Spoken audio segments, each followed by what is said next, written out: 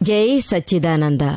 మీ అందరిలోనూ కొలువై ఉన్న పరమాత్మకు నా భక్తిపూర్వక నమస్సుమాంజలి, నమస్సుమాంజలి, నమస్సుమాంజలి. ఈరోజు మనం మరణం గురించి ఇంకొంచెం వినోదంగా మాట్లాడుకుందాం. అంటే మరణించేటప్పుడు మన భారతదేశంలో చాలా చాలా అంటే చెడు అభిప్రాయాలుంటాయి. అంటే పోయినసారి నేను చెప్పినట్టు ఈ యమధర్మరాజుకు సంబంధించిన విషయాలన్నమాట. ప్రజల మనసులో ఎంతవరకు లీనమై ఉంది. చిత్రగుప్తుని గురించి లెక్కలు రాయడం విషయాలన్నీ మనం విన్నాం. నిజం చెప్పాలంటే ఈ లోకంలో ఒక్కరు కూడా వదలకుండా అందరూ అర్థం చేసుకోవాలి. యమధర్మరాజు గురించి చాలా భయంకరమైన వర్ణనలు చేసి చనిపోయేటప్పుడు ఆయన వస్తారు, ఈ విధంగా చెప్పడం వలన ప్రజలకు మరణ భయం ఇంకా ఎక్కువ అవుతూనే ఉంటుంది. అంటే చెడు కర్మఫలం చేస్తే యముడు వస్తాడు, మంచి కర్మఫలం చేస్తే మేలు జరుగుతుంది, దేవలోకం నుంచి వస్తాడు, విమానం వస్తుందని కూడా ఏవేవో చెప్తుంటారు. విమానం వచ్చిందంటే దేవలోకానికి మనం వెళ్ళొచ్చు, సద్గతి కలుగుతుందని ఇటువంటి విషయాలు మనసుకి హత్తుకునేలా చెప్పారు. అప్పుడే ప్రజలందరూ చెడు కర్మఫలాన్ని దూరం చేసుకుని మంచి కర్మఫలాల దిశకు వెళ్తారు. చిత్రగుప్తుడు లెక్కలు రాసేదాని గురించి కూడా ఇలాగే చెప్పారు, కల్పనగానే చెప్పారు. నిజం చెప్పాలంటే చిత్రగుప్తుడనేవాడు అసలు లేడు, దేవలోకంలోనూ లేడు. అతడు యమలోకంలో పాపపుణ్యాల లెక్కలు రాయలేదు. చిత్రగుప్తుడు అని ఎవరు ఉండేవారు కాదు, కానీ గుప్త చిత్రాన్ని ఉండేవాడు. అంటే ఎక్కువగా మనసులో వచ్చే జన్మ కోసం మంచి చెడు వీటన్నిటి గురించి పరిశోధించి తనలోనే అతడు ఒక రూపాన్ని సృష్టించుకున్నాడు. ఆన్ ద స్పాట్ ఇప్పుడు స్థూల కర్మఫలాల్లో ఉండి సూక్ష్మంగా ఒక చిత్రాన్ని మీరే చేసుకుంటున్నారు. కొన్నిసార్లు చెడ్డది కూడా చేస్తారు. అంటే పాపపుణ్యాల కర్మఫలాన్ని మీరు క్రియేట్ చేస్తూ ఉంటారు. దానికి తగినట్టుగా ఛార్జ్ అండ్ డిశ్చార్జ్ పరిమాణాలు ఏర్పడుతున్నాయి. డిశ్చార్జ్ స్థూలంలో ఏర్పడుతోంది, ఛార్జ్ సూక్ష్మంలో ఏర్పడుతోంది. అంటే చేయగలను అనే దృష్టితో ఏర్పడవచ్చు, చేయగలను అనేది కూడా అహంకారంతో ఏర్పడుతుంది. అహంకారం అంటే మనం దేన్ని అంటాం, ఏదైతే నీ వల్ల కాదు అది నేను చేయగలను అనుకోవడమే అహంకారం అంటాం. నిజంగా మీరు ఆత్మ, కానీ మీరు ఆత్మని కాదు, చందూభాయి అని మనసారా అనుకుంటారు. మీరు ఏమీ చేయలేదు కానీ చేస్తున్నట్టుగా మనసులో అనుకుంటారు. దీనిని డిశ్చార్జ్ కర్మఫలం చేస్తుంది. ప్రకృతి తన ప్రకృతి నైజం వల్ల అన్నిటినీ చేస్తుంది. శ్రీ కృష్ణ పరమాత్ముడు కూడా చెప్పారు కదా, స్వభావస్తు ప్రవర్తతే. ఈ ప్రకృతి నైజం వల్లనే అన్నీ చేస్తూ ఉంటాం. ఈ అహంకారం అన్నిటినీ నేను చేస్తాను అని అనిపిస్తుంది. దీనినే భ్రమ అని అంటాం. ఈ భ్రమ వల్లనే అన్ని కర్మఫలాలు ఛార్జ్ అవుతాయి. ఇవి ఛార్జ్ అయిన పరిణామాలే మీకు లోపల కనెక్ట్ అవుతున్నాయి. ఆత్మకి ఇరువైపులా, నాలుగు వైపులా కూడా అది ఒకటైపోయింది, అతుక్కుపోయింది అని కూడా మనం చెప్పొచ్చు. ఇది అన్ని ఆత్మ ప్రదేశాల్లో మంచి పద్ధతిలో ఇది కవర్ చేయగలుగుతోంది. ఇది చూస్తే ఒక విధమైన కర్మఫలం ద్వారా మీ భవిష్యత్తులో మీ కారణ శరీరంతో గాజిల్ బాడీతో వచ్చే జన్మ ఆత్మతో వెళ్ళిపోతుంది. అన్ని లెక్కలు కూడా ఇందులో వేరే ఎవరో వచ్చి మీకు రాయవలసిన అవసరమే లేదు. అన్నీ లోపలే జరుగుతాయి. పరిణామాలు లోపల అతుక్కునే ఉంటాయి. ఈ ఛార్జి పరిణామాలు వచ్చే జన్మలో భవిష్యత్తులో డిశ్చార్జ్ అవుతాయి. ఇవే ఛార్జి అండ్ డిశ్చార్జ్ అయ్యి మీకు ఫినిష్ అవుతోంది. ఆ తర్వాత కొత్తగా ఛార్జ్ అవుతూ ఉంటుంది. ఇటువంటి సైకిల్ జరుగుతూ ఉంటుంది. ఛార్జ్ నుంచి డిశ్చార్జ్, డిశ్చార్జ్ నుంచి ఛార్జ్, ఛార్జ్ నుంచి డిశ్చార్జ్. ఈ డిశ్చార్జ్ పూర్తయిన వెంటనే మీకు మరణం అనేది ఏర్పడుతుంది. ఎప్పుడైతే కొత్త నుంచి డిశ్చార్జ్ కావడం చేంజ్ అవుతుందో అప్పుడు మీకు కొత్త జన్మ ఉంటుంది. ఈ జననం మరణం అనేవి ఛార్జ్ తప్ప డిశ్చార్జే. ఆత్మకు జననమూ లేదు, మరణమూ లేదు. ఈ జనన మరణాలన్నీ ఛార్జ్ అయ్యే పరిణామాలే, డిశ్చార్జ్ అవుతాయి. ఈ మనోవాక్కాయ కర్మలు, ఈ 3 బ్యాటరీలు ఛార్జ్ చేసుకుంటూ మనం వస్తుంటాం. అవన్నీ డిశ్చార్జ్ అయ్యేటప్పుడు మరణం ఏర్పడుతుంది. తర్వాత అన్నీ మీకు పూర్తయిపోయినట్టే. దాంతో ఈ డిశ్చార్జ్ అనేది కంపల్సరీ. ఛార్జ్ అయ్యేటప్పుడు మీరు జ్ఞానంతో ఉంటే దీన్ని చేంజ్ చేయడానికి వీలవుతుంది. కానీ డిశ్చార్జ్లో మాత్రం ఎవరూ ఏమీ చేయడం వీలు కాదు. ప్రతిదీ ఇందులో కట్టుబడినవే. మరణంలో ఎవరైనా జోక్యం చేసుకోవడమో చేయి వేయడమో ఖచ్చితంగా ఉండవు.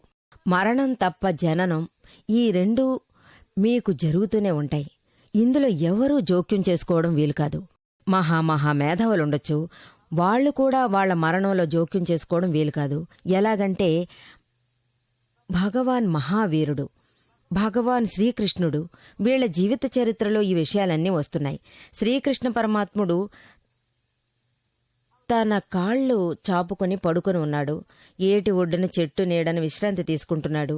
దూరంగా ఒక వేటగాడున్నాడు.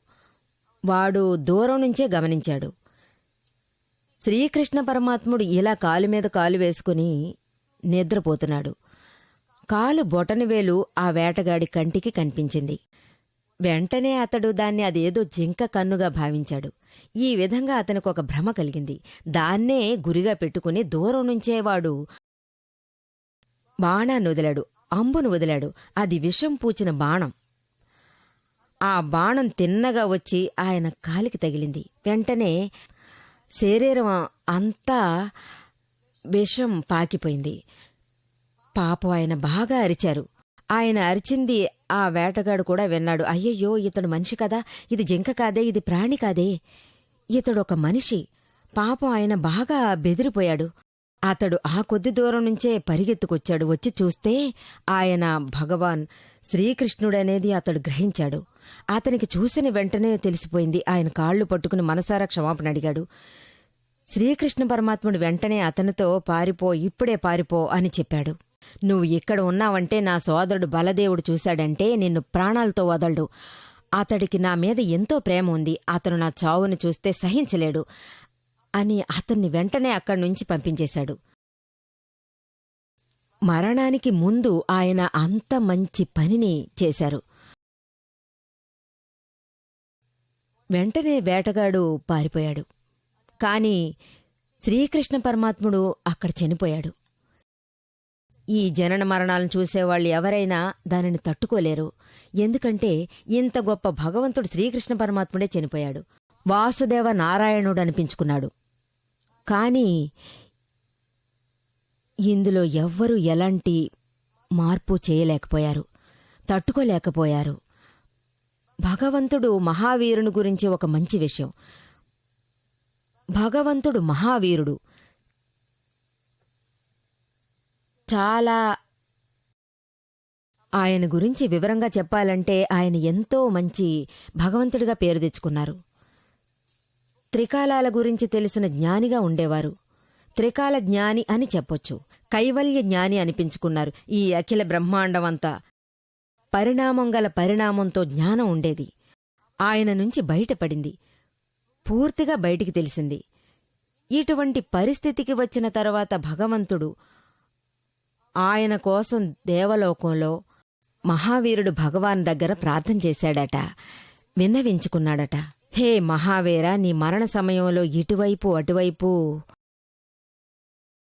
సరిదిద్దండి అని చెప్పారట. అప్పుడు మహావీరుడు, ఇది ఖచ్చితంగా జరగని పని, చిన్న అణువంత కూడా నేను దేన్ని మార్చలేను అని చెప్పాడట. ఇదంతా మన చేతిలో లేదు. ఎలాంటి తేడాన్ని చూపడానికి కాదు. పైగా ఆయన నిర్యాణం అనేది ఆ సమయంలోనే జరిగింది.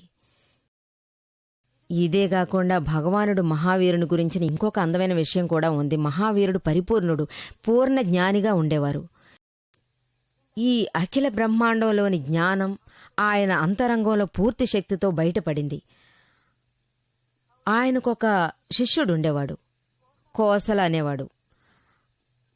ఆయన ప్రారంభంలో ఆయనతోనే ఉండేవాడు. ఆయన వెంటే వెళ్తుండేవారు. ఆయన దగ్గర్నుంచి అన్ని విద్యలు నేర్చుకోవడానికి ప్రయత్నించేవాడు. ఆయన లోకంలో ఎంతో ఉన్నత విద్య అయిన ఒక శరీరం నుంచి మరో శరీరంలోకి వెళ్లే విద్యను మహావీరుని దగ్గర నుంచి నేర్చుకున్నారు. ఆయన భగవాన్ చెప్పినట్టు అన్ని విద్యలను ఆయన నేర్చుకున్నారు. ఈ విద్యను కూడా ఆయన నేర్చుకున్నారు. ఆ తర్వాత భగవాన్ మహావీరునికి ఆయన విరోధి అయ్యాడు. ఆయన మీదనే ఎక్కువ విరోధాన్ని చూపించేవాడు. అందరితోనూ దాని గురించి అంత చెప్పుకున్నాడు. నేనే తీర్థకరుణ్ణి, నేనే ఒక పరిపూర్ణ భగవంతుణ్ణి, నేనే సర్వజ్ఞుణ్ణి. మహావీరుడు చెప్పేదంతా అబద్ధం, పక్కా మోసగాడు. ఈ విధంగా ఆయన గురించి ప్రచారం చేశాడు. అది మాత్రమే కాదు, ఇంకా తనే స్వతంత్రంగా ఒక సంప్రదాయాన్ని ఆయన ఏర్పాటు చేసుకున్నాడు. నేనీ లోకంలో సర్వజ్ఞాన్ని అని చెప్పాడు. ప్రజలు ఆయన మాటలు నమ్మి ఆయన వెంట వెళ్లారు. ఒకసారి శిష్యుల మధ్య ఏదో పెద్ద సమస్య వచ్చింది. అంటే కోసలకు ఆయనకి బాగా కోపం వచ్చింది. ఆయన దగ్గర ఒక ప్రత్యేకమైన విద్య ఉండేది. ఆ విద్య ఏంటంటే, ఇప్పుడు ఒకరు నిలబడి ఉన్న చోటనే నిలబడి ఉన్న ఈయన దగ్గర ఉన్న ఆ శక్తి వల్ల ఆ చోటనే అతడు అలాగే భస్మం అవుతాడు, అతడు బూడిదవుతాడు. అంత శక్తి గలదా విద్య. ఆయన ఆ భయంకర విద్యను భగవాన్ మహావీరుని మీద ప్రయోగించాడు. భగవాన్ మహావీరుని శరీరం ఎంతో ప్రత్యేకమైనది. ప్రత్యేకమైనదంటే ఆయన కర్మఫలం పూర్తయితేనే ఆయన చనిపోవడానికి వీలుంటుంది. అంతకుముందు వీలు కానే కాదు. మీరు ఏం కావాలన్నా చేయండి, ఏం జరగదు. ఇనుములా ఉండేవాడు వృక్షాల్ని నరికినట్టు నరికినా ఏమీ జరగదు. కత్తులతో కూడా నరకలేరు. అందువలన తీర్థకరులకు వచ్చే మరణం అనేది అకాల మరణంగానే ఉంటుంది. వారు మోక్షానికి వెళ్లేవాళ్లు. అటువంటి శరీరం. కోసల ప్రయోగించిన విద్య ఆయన్ని అది దహించలేకపోయింది. అందుకని ఏమైందంటే, ఈయన ప్రయోగించినది ఆయన తప్పుల్ని దహించివేసింది. కోపం అనేది ఉన్నా అటువంటి గుణాలన్నీ ఆయన్ని ఒకేసారి వదిలిపోయాయి. ఇవన్నీ విభజించి ఆ తప్పులను ఇతరుల మీదకి వెళ్లేలా జరిగింది. ఆయన చుట్టూ మిగతా శిష్యులెందరో ఉన్నారు. అందరూ స్తంభించిపోయారు. భయంతో వణకడం మొదలుపెట్టారు. పైగా భగవంతుడు మహావీరుని వాళ్లని వేడుకున్నారు. భగవాన్, మీరు సర్వజ్ఞులు, పరిపూర్ణులు, జ్ఞాని, పరమాత్ములు. మీకు ఈ అఖిల బ్రహ్మాండాన్నే ఎదిరించే శక్తి ఉంది. మీరు తలుచుకుంటే మీ శిష్యుడు కోసలను దహించి భస్మం చేయగలరు కదా. మీరు అతనికి పునర్జన్మని ఇవ్వొచ్చు కదా. మీరెందుకు అతన్ని ఏమీ చేయనంటున్నారు? అప్పుడు భగవాన్ మహావీరుడు ఎంతో కరుణతో చెప్పాడట, నేను మోక్షానికి మార్గం చూపించేవాణ్ణి, ఏ పుట్టుకకు లేదని చెప్పాడట. ఎంతో ఉన్నతమైన విషయం కదా. మోక్ష మార్గంలో అహంకారం అనేది రావడం జరగదు. అయినా జీవదానం చేయడం వల్ల, అంటే చనిపోయిన వారికి ప్రాణాలు పోసేటప్పుడు అహంకారాన్ని ముందు ప్రదర్శించాల్సొస్తోంది. లోకంలో ఎలాంటి పని చేయాలనుకున్నా కూడా అహంకారంతోనే అది చేయాల్సొస్తోంది. ఇక్కడ భగవాన్ మహావీరుడు కొంచెమైన అహంకారాన్ని ప్రయోగం చేస్తుంటే ఆయన్ని భగవంతుడు కూడా అంతం చేయలేడే. ఆయన్ని మహావీరుడని కూడా అని చెప్పడం వీలుకాదు. ఆయన తీర్థకరుడని కూడా చెప్పడం వీలుకాదు. ఆయన మాత్రం కాస్త అహంకారాన్ని ప్రదర్శించి ఉన్నా దాని ఫలితాన్ని ఆయన ఖచ్చితంగా అనుభవించాల్సొచ్చేది. ఇంకొక జన్మ ఖచ్చితంగా ఎత్తాల్సొచ్చేది. భగవాన్ ఈ అహంకారం నుంచి పూర్తిగా ముక్తిని పొందాడు. ఆయనకు ఇంకొక జన్మనేదే లేకుండా పోయింది. డైరెక్ట్గా మోక్షానికి వెళ్ళాడు.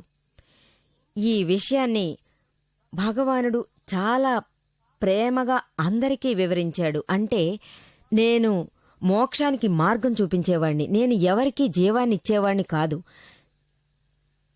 దీని ఫలితం ఏమైంది? ఆయన 2 శిష్యులు చనిపోయారు.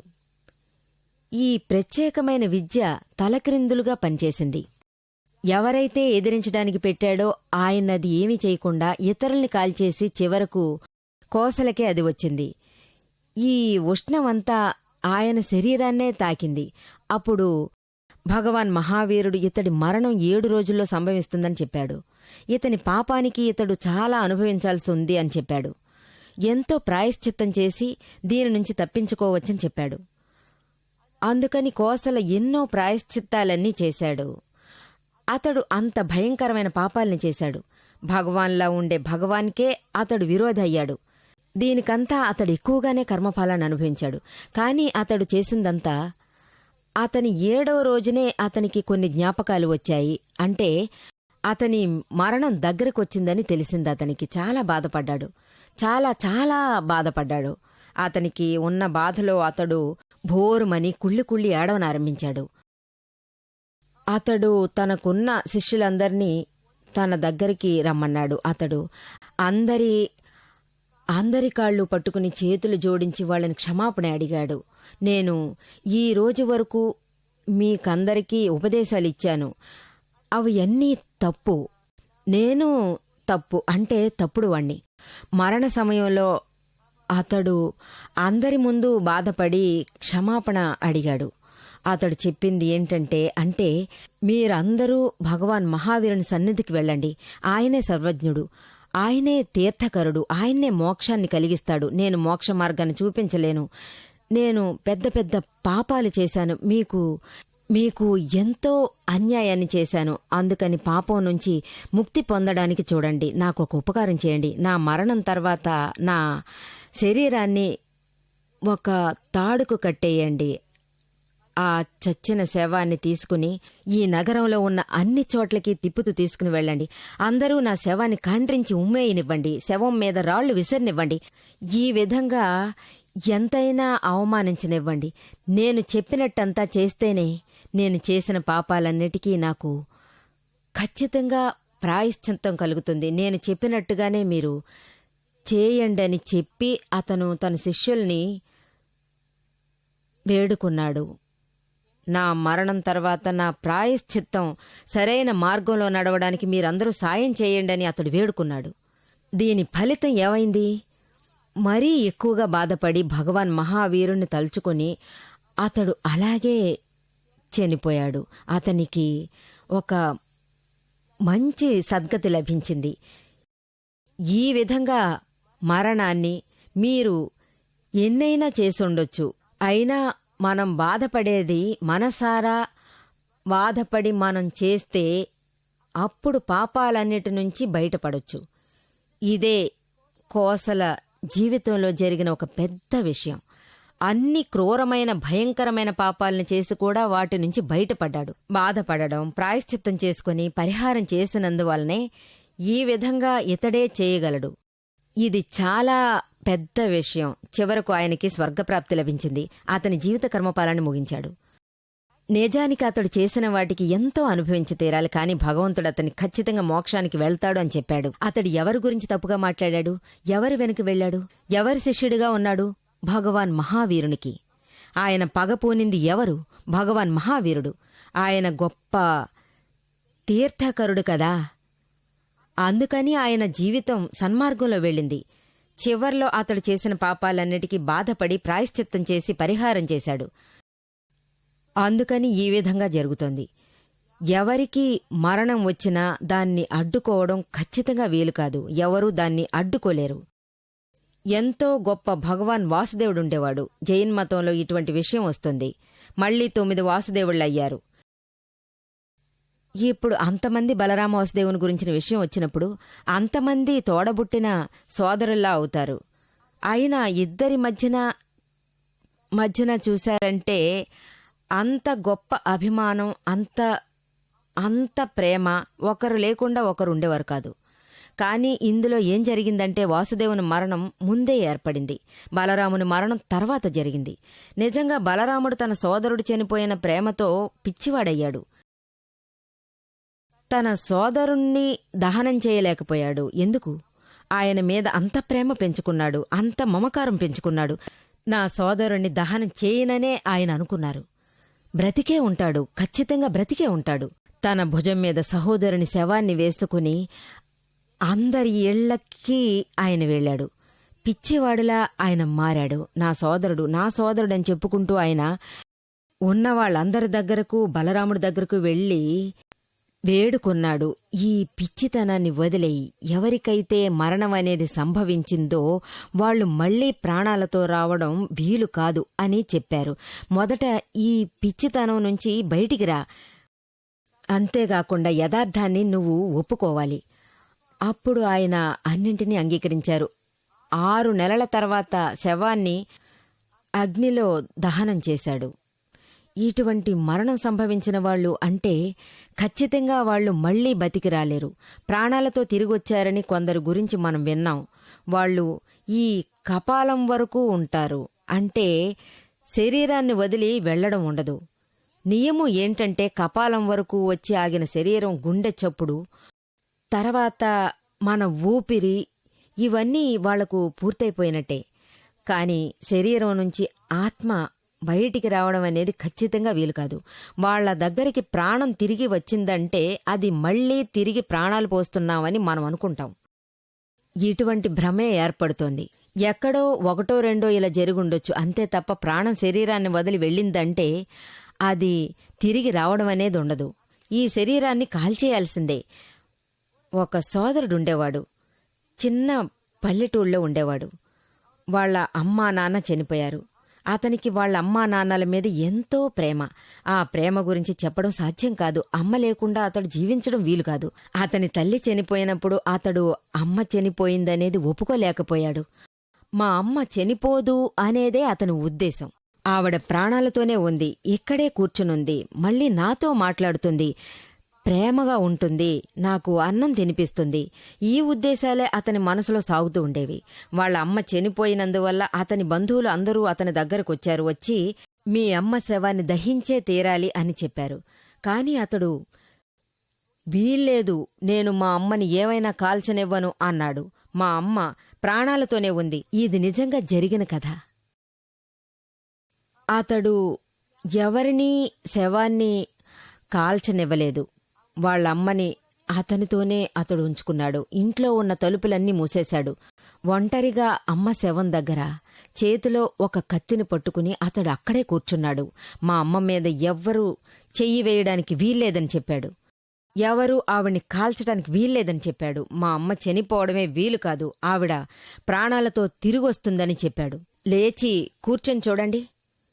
ఈ విధంగా చెప్తూ అతడు 3 రోజుల వరకు కూర్చునే ఉన్నాడు. వాళ్లమ్మ శవం పక్కనే. కాని ఏం చేస్తాం, యథార్థం ఏ రోజుకైనా యథార్థమే కదా. ఈ అమ్మ ప్రేమకి సమానంగా మనం ఎవర్నీ చెప్పడం వీలు కాదు. ఆ బంధమే వేరు. అమ్మ జీవిత కర్మ ఫలాన్ని ఎవ్వరూ ఖచ్చితంగా మార్చడం వీలు కాదు. దాటిపోయింది. అతడు 3 రోజుల వరకు కూర్చునే ఉన్నాడు. బంధువులందరూ కూడా ఇతని బుద్ధి ఎప్పుడు దారికొస్తుందా అని ఊహిస్తూ అతనితోనే కూర్చునున్నారు. అయినా అతడు వినలేదు. ఊళ్ళో ఉన్న వాళ్ళందరూ వచ్చి అతనికి బోధించారు. అతని భార్య అలాగే బంధువులందరూ అందరూ బోధించారు. 3 రోజుల వరకు అతడు ఊహించినది జరగనేలేదు. ఆ తర్వాత వాళ్ల అమ్మ శవం నుంచి దుర్వాసన రావడం మొదలైంది. ఈ దుర్వాసనను సహించలేక ఇటువంటి శరీరం నుంచి మీ అమ్మ ఎలా తిరిగి వస్తుందని అడిగారు. అతడు అర్థం చేసుకుని అమ్మ శవాన్ని కాల్చాడు. ఈ విధంగా మరణాన్ని ఎవరూ ఆపడం వీలుకాదు. చనిపోయిన వారు రావడమో కుదరదు. ఈ సిద్ధాంతమే. ఇందులో దీన్ని ఎవరూ మార్పు చేయడం వీలుకాదు. జై సచ్చిదానంద.